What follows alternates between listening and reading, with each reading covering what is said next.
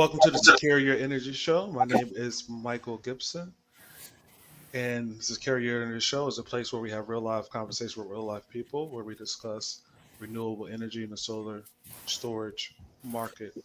Today's guest is Mr. Alex Lepore. He is Fortress Power's very own, and we're going to have a very wonderful show today. We have a couple of things that we would like to discuss, but I'm going to bring Alex to the screen so that he can introduce himself officially.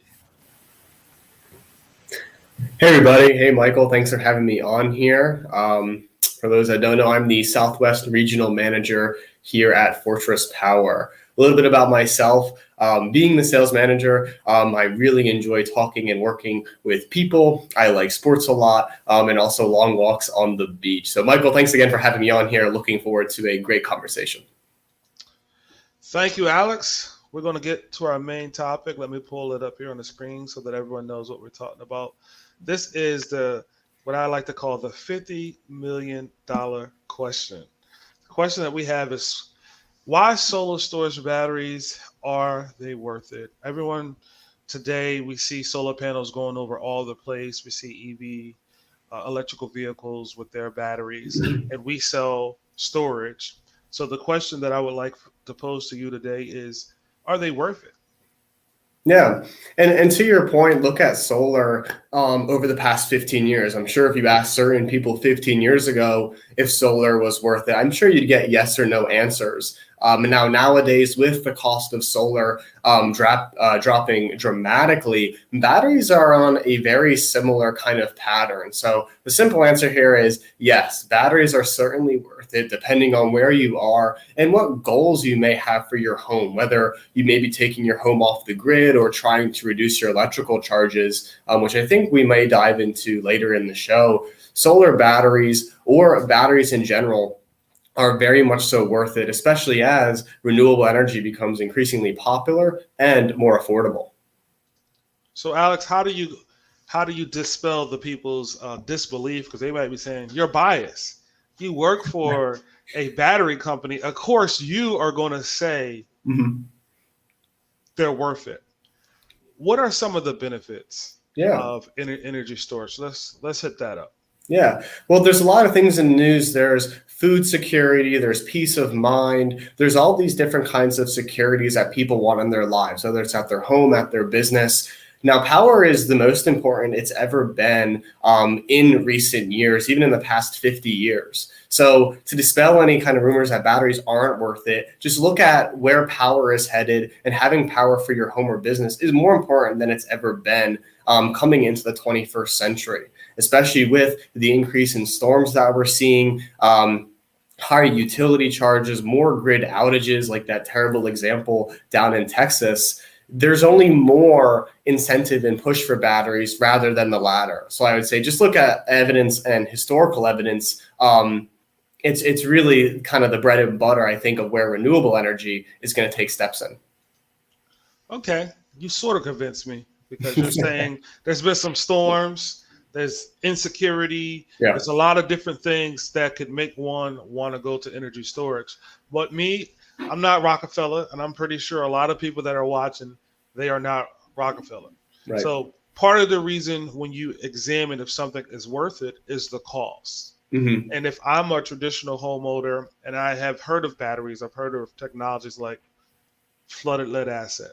Well, when I look at the cost of a flooded lead acid battery versus a lithium battery, that cost delta is much more when you buy the lithium battery. But I know that all things are not what they seem. So can you tell us, why are lithium batteries appearing to be so much more than a traditional flooded lead acid battery? Yeah, absolutely. Yeah, I think, Michael, the main thing here in terms of backup is you're going to get more bang for your buck with a lithium battery than the traditional flooded lead acid battery. Let me explain. So a few things as a battery manufacturer that we like to recommend is, first and foremost, the life cycle of the battery. How long is this battery going to last throughout the longevity of its life? Is it 5 years? Is it 10 years? Is it 15 years? A lot of these traditional flooded lead acid batteries, they may only last 5 to 7 years. So you're investing in this battery, it's going to last 5 to 7 years. in congruence to investing in a lithium battery, which could last anywhere from 12 to 15 years. So you may be paying as a homeowner, trying to think, if I was a homeowner looking to get a battery, you are paying more upfront cost for a lithium battery, but the lifespan of the battery is a lot longer. It's a lot safer of a chemistry to have in and around your home. So I guess to your point, there are certain situations where a flooded lead acid battery may make sense, to be fair, but there are many more situations where a lithium battery, where customers and homeowners want that longevity. They want that safety. They want to be able to power the most loads in their home in the event of an outage, let's say. So I think what it really boils down to is the functionality of lithium and longevity of lithium is a lot more superior than the traditional flooded lead acid. So when we say longevity, we mentioned the word life cycle. Yeah. Dive deeper into that. What does that comparison actually look like? Because we say life cycle, and people watching may not fully comprehend the investment in a life cycle, what that looked like. Right. So go deeper in life cycle for me. Yeah, sure. So a life cycle essentially is, let's say you have a full battery here, right? This is, for example, the EVOLT 18.5. A cycle on the battery would be from 100% depth, 100% charge down to 0, let's say, and then back up to 100. So, for example, Fortress Power has a 6,000 cycle guarantee, meaning that you could cycle the battery 6,000 times up and down. So, for example, if you're cycling your battery every day because you're living off the grid, if you do the math, that comes around to 12 to 15 years of life with cycling your battery every day with the lithium iron phosphate chemistry we have. Now, a flooded lead acid battery or a lead acid battery in general, they may have a similar approach with the life cycle with 1 full discharge and 1 full charge. But because of this difference in chemistry, you may only expect 2,500 to 3,000 cycles. What does this mean? So instead of 12 to 15 years of expected life with lithium, kind of like I mentioned, the cycle life of a flooded lead acid may only be 7 to 8 years. And then depending on how that battery is being used, that may even be lesser in some instances because of where and how the battery is being installed. So really important, if whether it's a Fortress Power battery or another battery that you're taking a look at, read into their documents. What is their life cycle guarantee? How are they recommending you use the battery to get the maximum life cycles, i.e. from charge to discharge, back up to charge? That is considered one cycle. So when we look at these batteries, essentially a lithium battery is going to last minimum twice as long as a traditional battery that most people are looking at. So that's part of the worth because it has more longevity. Right. We know it's less maintenance because lithium are maintenance free. Right. But they're still slightly more expensive. So the next thing is, what is the most expensive component in a battery? Yeah, and I think if you compared lithium to like a flooded lead acid battery, there are certainly more moving parts in a lithium battery because of the chemistry. So a few things just generally that you'll find in a lithium battery will include obviously the lithium cells themselves in the battery. You'll have a battery management system, or the brain of the battery per se, that's going to basically protect the battery from overcurrent protection, deep discharge, overcharging. So to answer your question, Michael, the most expensive component in the battery is the BMS, i.e. the battery management system, the brain of the battery. The reason that is because this is essentially a very high-tech piece of equipment on the automotive grade that is going to protect the battery and the cells. Why is this needed, especially when you have, solar and a battery and going to your home? Is because you want to make sure that there's not too much current coming into the battery at one time, because that can have adverse effects on the lithium cells and therefore your whole battery bank. The BMS is going to protect the battery from that high current that may come in. So it's going to be the most expensive because it serves probably the most critical function in the battery as let's say, the guardian to the battery in terms of current coming in and out and protecting the lithium iron phosphate cells in the battery.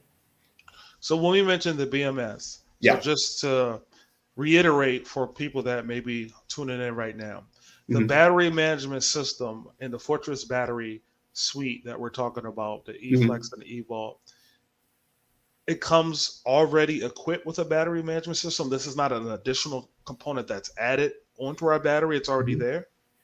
That's exactly right. So I'm going to pull up the old eVault 18.5 here.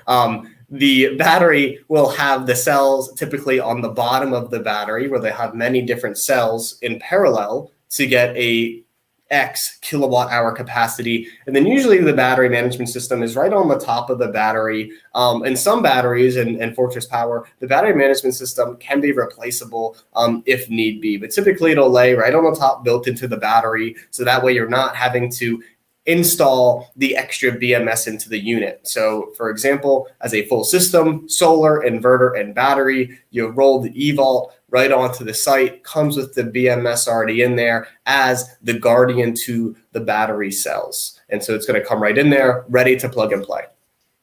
So you keep using this word guardian. Guardian. So the battery management system is doing what specifically? If someone wanted to know, I have a traditional battery. Normally, they don't have a BMS built into them. Yeah. What is it doing? What is it guarding specifically? Yeah. So it's guarding from high currents that may be coming in and out of the battery. There are certain features on a battery management system where it can communicate with many different batteries in parallel. In a traditional flooded lead acid, if you have 6 flooded lead acid batteries together, those batteries aren't communicating with one another. What does this mean? This means that there is that potential for the lead acid batteries to discharge and charge at different rates. There is the potential for that one battery to discharge completely and another one not discharge quite as much, which is really not good for the overall battery health because you're going to be charging and discharging them at different rates. It's going to get the battery confused and obviously pushing it to an electrical load. It's just not a good situation. Now, what the BMS does with many batteries in parallel is it's really going to make sure all the batteries are being discharged at the same level and being recharged at the same level, which kind of brings me back to the life cycle part is that BMS is going to also ensure that the cells are well protected and well balanced to give you the 6,000 cycles that we're guaranteeing here at Fortress Power. So it's a multifaceted kind of piece of equipment, this battery management system, as it really does protect the battery cells, communicate with other batteries in parallel. In some instances, communicate with the inverter that's hooked up to the battery so the inverter and battery can talk directly to each other. So yes, simply being the guardian for overcurrent protection, but also being the guardian for cell balancing in terms of discharging and charging that battery too. So let me ask this question. So the battery management system is the guardian. So you're convincing me a little bit more because one, it has better life cycles, right? We know about the longevity of the system, the battery management system. So I got a question. If I'm a homeowner, if I'm an installer, are all battery management systems created equal? Because if this is the guardian, if this is the brains, I know that we use a certain process in our battery management system and others use a different type of process for their battery management system. Can you dive into the differences between the two type of battery management systems we see on the market? Sure. So to your point exactly, not all battery management systems are created equal. There is such a thing called a digital processor-based BMS, otherwise known as a relay-based BMS. And then there's a Mosfet-based BMS. Now, although they may they may have a very similar function in terms of being the quote unquote guardian for that battery, there are some key differences between a relay-based BMS and a Mosfet-based BMS. The relay-based BMS has an actual fuse and switch that can open up, meaning that it can handle more inrush current for some of these inverters that are getting larger. So this means, for example, as a homeowner, if you have a pretty high load in your home that you want to back up, and you have a big inverter and solar array, this battery management system, the relay-based BMS, which is essentially like a very heavy-duty piece of equipment almost, is going to allow more current, inrush current, to come through the battery and then back to the electrical load, meaning you can literally power more because of the battery management system. Now, there is another BMS. It's otherwise known as a Mosfet-based BMS. It's the more traditional battery management system with lithium. And just note that lithium batteries require a battery management system. Not lead acid batteries, not all lead acid batteries require this BMS, but all lithium batteries should have a BMS built into that. But back to the Mosfet based BMS, it serves that primary function of overcurrent protection, deep discharging protection, but it just being a flat circuit board, it doesn't have the robustness of a relay-based BMS, as there is that potential for high inrush current. There is no communicating with different batteries in parallel with the MOSFET-based BMS. So this relay-based BMS that we use is the highest quality up to the automotive standard, and that is because with the average solar array and inverter getting larger, you need a BMS that's properly adapted to these larger arrays and inverters that we're seeing. Not that the MOSFET doesn't do the job, we just take a little bit more of a robust approach for what we're seeing. So we got a nice BMS. Yep. We have longevity. Mm-hmm. The next question that I want to ask you, because this is what everybody wants to know, is there any ROI for lithium storage? Because if I'm listening to this as an innocent bystander, objective observer of this conversation, everything that you're telling me seems like it would have some more costs than a traditional battery. So what is the ROI? Why do I want to spend money to get this energy storage battery? Right. The simple answer is that there is an ROI. And one thing I always recommend people to do your research, find different taxes and incentives that work to your benefit when investing in lithium storage. Probably the biggest example I can think of is the federal ITC tax credit, the 26% ITC tax credit. Homeowners can take 26% off their system, including the battery, when hooking it up to solar. So as an incentive, there are a lot of incentives for batteries that can help with a return on investment for your storage. Now, to get into the nitty gritty, batteries typically are a commodity item. So you're using a battery to back up your home and facility. So in those instances, there may be a small return on investment, but it really depends on how you intend to use your battery. The most frequent way I see people getting the biggest bang for their buck back from the investment of their battery is using their battery during peak times or supplying electrical loads during peak times on their home. So for example, I'm the Southwest regional manager. So in Southern California, there's a time of use rate that charges people, instead of 25 cents a kW, it'll charge 40, 50, and even 60 cents a kW in some areas for electricity used from 4 p.m. to 9 p.m.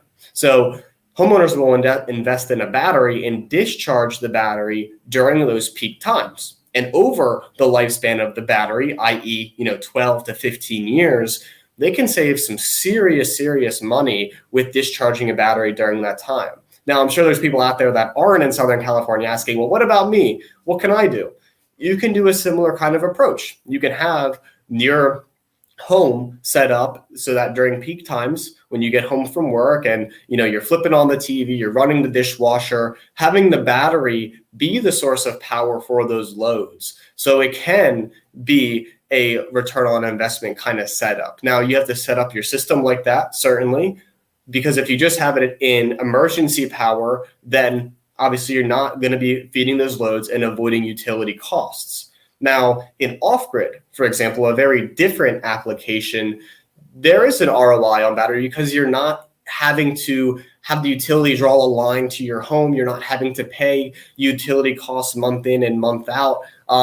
So even in off-grid, there is an return on investment for off-grid projects because you're ultimately avoiding the utility altogether. And from what I've seen in my experience, utility costs are only going to go up, you guys. I'm telling you right now, they're going to enact different kinds of incentives that work for the utility because, simply put, they're losing money. They're losing revenue because solar and battery prices are coming down. So that's why I'm a Pennsylvania native. There's talk even here in Pennsylvania of this time of use rate structure coming full steam ahead. So certainly a good idea to at least consider it if it does come into your area, depending on where you're based. I would agree with you because I'm the East Coast sales manager. Just in case somebody wanted to know what is my position here with Fortress Power, I'm the East Coast sales manager. So in my territory, I see a lot of people use the energy storage, especially in Florida hurricane season when you're losing a lot of power. In the north, like Vermont, Massachusetts, there's opportunities when those ice storms come into play. So there's a lot of different factors that lead people into have energy storage. And I wanted to just to reiterate this point, just because you have solar on your roof, if you don't have a way to store that energy when there is a storm, when time of use happens, then you're not really able to take advantage of it to the full magnitude without some way to store that energy. So you mentioned the thing price. You mentioned price. So let's explore that topic. What are the prices for lithium looking like for the next 5 years? What do you see happening? Yeah, absolutely. Well, I think a few things are going to happen. Standardization of batteries is going to be the first thing. Just like how solar from 15 years to current time, solar got standardized and the prices for that are coming down, not only because of that standardization, but also because of more development, more economies of scale caused solar and the solar prices to drop over the past 10 to 15 years. Batteries are going to take a very similar kind of pattern with more deployment, more standardization of the technology. I believe, personally, in my opinion, that the price of lithium in the next 5 to 10 years is going to drop substantially. The Department of Energy actually released a really interesting report on energy storage and batteries and the forecast for batteries by the end of this decade. And they're basically saying that by the end of 2030, lithium battery cells, the cells themselves, are going to drop 46% in the next 9 years. Almost 50% of the price of the lithium cells, not even counting the reduction in price in raw materials like aluminum and those other things to make the full battery work. 46% in the cells themselves, meaning that if you had a battery for $100, your total cost will be $54 with that 46% price reduction. So Department of Energy released a really good report. I would look it up if you are interested in more information. It really gives some very, very good statistics on where batteries have been, where they're at now, and how they're forecasting residential, commercial, and industrial battery prices to continually keep dropping because of standardization and deployment. So batteries are here to stay. Just in case you were wondering, they're here to stay. They're not going anywhere. But as you mentioned before, the cost of the material for the battery is definitely going to see opportunities to go down.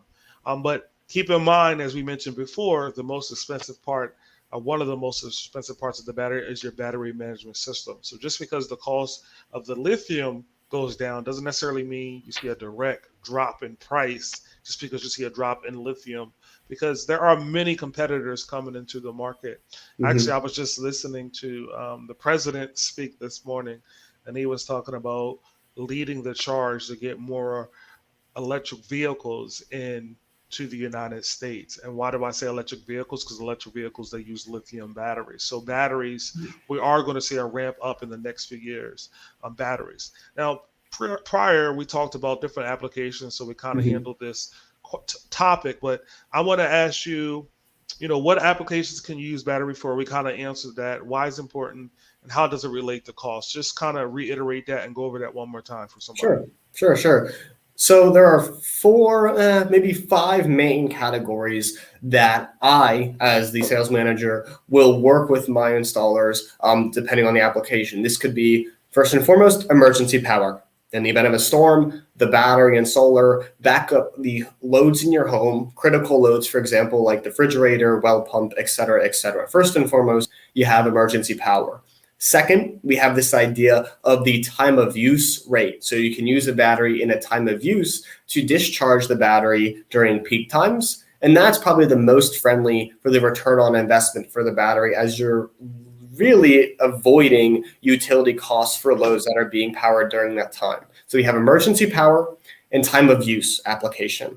The next we have is called a self-use application. So in states like Hawaii, for example, there is this thing where you can purchase electricity from the grid, but you're not able to sell back. This whole idea of net metering is non-existent. The utility does not want to pay you back for solar that you're producing. So any excess solar that's being produced in a self-use application is being lost if it's not used. So homeowners in that case will invest in a battery to maximize their solar investment, capture all the extra energy that they're producing from the solar, store it in a battery, and then they can use that energy at a later date. So they could either use this from those peak times, they could use it to power loads at night, they could use it in the morning, they could save it for emergency power. The sky's the limit, especially with self-use, because essentially you want to capture all the energy that would not be otherwise be able to send back to utility and store it in the battery that you have at your home or business. So we have emergency power, time of use, self-use. I mentioned off-grid, pretty self-explanatory. You are not on the grid. There is no utility. You are off the grid. Solar and battery, maybe hydro or maybe even wind power are your main sources of power generation for your home. So off grid. And then last but not least, which applies more to like the commercial space, is this idea of peak shaving. Let me explain. So especially in commercial properties, depending on where they are, there's a rate structure that is kind of as follows. They have, let's say they charge 10 cents a kW, right? 10 cents a kW, they're using more electricity, and the utility may enact that once they hit a certain threshold of usage, let's say it's 25 kW of usage, they will charge them up and basically step them up to a higher rate. So for example, they're paying 10 cents a kW, they hit 25 kW of usage in that time, in that day, in that week, in that month. After that 25 kW of usage, the rest of their electric bill may be charged for, instead of 10 cents a kW, this could be 15 cents a kW, which is only cents, mind you, but with very large commercial facilities over the course of time and the compound effect can add up to a lot of dollars and cents. So this peak shaving, especially with commercial, uses a battery before it gets to that 25 kW threshold and provides energy to the loads so that way they're not getting stepped up and tiered up into that higher rate. So that way on commercial applications at the least, not really common in residential, they can save money, and commercial has a really good payback because of the peak shaving. So we covered emergency power, time of use, self-use, off-grid, and then this idea of peak shaving on the commercial side. So we have a question from our viewing audience. I'm gonna put it up here. We can high level just kind of go over. Let me see here. It says, could we go over the application of the Fortress eVault paired with a Solar for a whole home off-grid solutions? Also, do you know of any load management systems? I've seen Span.io, but don't know enough about it. Would you care to answer that question? Yeah, sure. Jared, thanks for joining us here on the Fortress Energy Show. So with the Fortress eVault and the Solar Inverter, what you can do, depending on, I guess, the off-grid home that's being considered, sizing the battery and the inverter for the solar array and the loads in that off-grid home. The thing here is typically I see larger batteries, maybe like 2 or 3 volts in off-grid homes because their whole home is going to be powered by the battery. So it'll kind of work as follows in terms of the off-grid application with the Fortress and Solar. You have the battery, you have a solar array, and you have an inverter.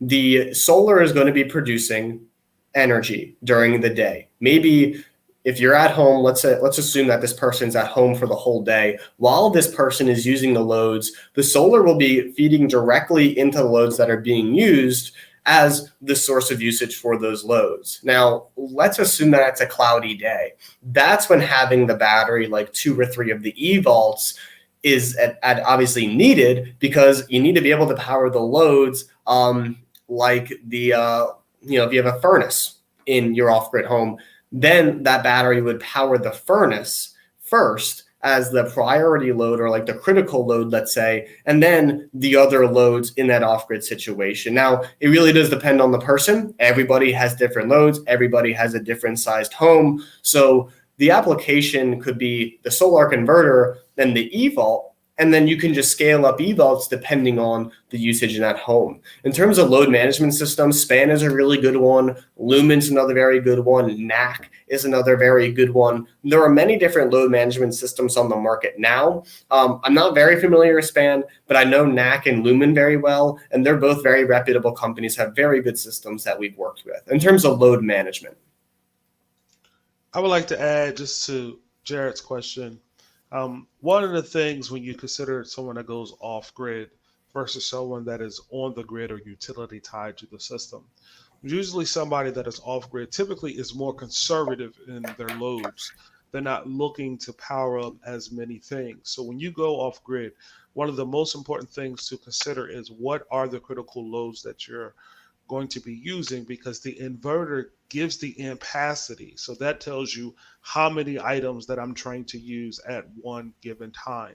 So when you're off grid, it's very, very, very important to examine the loads that I'm looking to use, because then that will determine how many solar inverters. So for example, if you have a solar inverter, it's going to give you 50 amps. But if you want to have 100 amps or 150 amps worth of ampacity for the loads for your off-grid system, then in essence, you need to have three of those solar inverters. If we're using our eVault battery, the minimum ratio is one solar to one eVault. So when you begin to look at your off-grid system, first thing, consider what am I actually trying to use in the off-grid application. It's also very important to understand what am I trying to use in a backup application, because both are very similar. You're going to have to wire out a critical load panel in order to do that. So Jared, we definitely appreciate you asking that question. Now, Alex, it's been very, very fun having you on the Secure Your Energy show, and I'm going to give you an opportunity to leave a parting thought or comment. Well, folks, I think simply put, hey, I'm going to go back to my comment earlier. Power is more important than it's ever been. With things like climate change really showing its kind of teeth now, and we're seeing this because of statistical evidence, whether it's CO2, temperature, storms, X, Y, and Z. It's really up to us to make conscious decisions and choices, whether it's with renewable energy or our lifestyle habits, to help out as best as we can. All in all, this is the new generation is going to be with renewable energy. So learning about it, digesting it, understanding it is the first key. The second key then is acting on it. There is no such thing as knowing everything out the gate. So learning about it, joining the Secure Energy Show with Michael is a very good start. Check out our YouTube channel, check out other battery manufacturers, and gain as much knowledge as you can. From my perspective as a homeowner, education is key, and then understanding how I want it to work and why I want it to work in that fashion is also important. So that's all I would have to say, at least. Well, Alex, again, thank you for being a guest on the Secure Your Energy show. It's been wonderful having you. Again, this is Alex Lepore. He is our Southwest manager for Fortress Power. Great. Michael, thanks again for having me. I want to say thank you to everyone that viewed this show today. Sorry that we went a little overtime, but when I get a question, I like to answer it because it's important to get that real-time feedback. Now, if you would like to be a guest on the Secure Your Energy show, you can visit us at bit.ly/Secure Your Energy show, or you can send an email to sales@fortresspower and let us know that you would like to be a guest. But this is the end of our show, so we explored the topic of, are solar storage batteries worth it? I would say yes, based on the analysis that Alex gave. But again, if you would like to be a guest, please contact us, because we would love to have you on our show. The Secure Your Energy show airs bi-weekly at 11 a.m. on Wednesdays. And you all know what to do at this point.